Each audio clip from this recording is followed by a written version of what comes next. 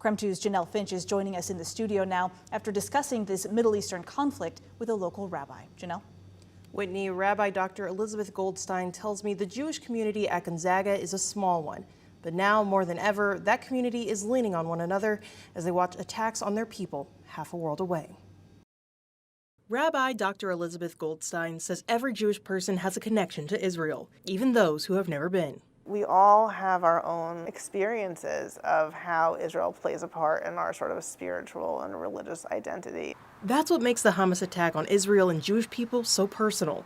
Goldstein says the unnecessary terror leads to more pain than progress. None of this is going to bring anybody closer to a peace. It's only going to just create more war and more sadness.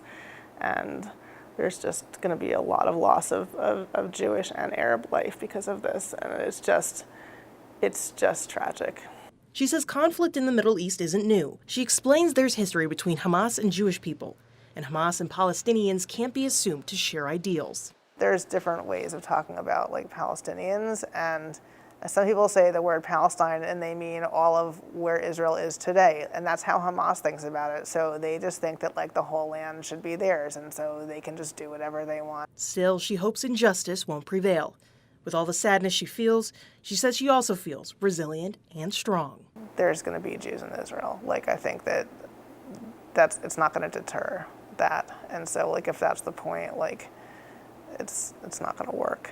She says she's praying for fewer lives to be lost as violence continues. Rabbi Goldstein says the attack came at a time when Jewish holy days were coming to an end. She says what should have been a weekend of celebration quickly turned into a weekend of mourning. In the studio, Janelle Finch, KREM 2 News.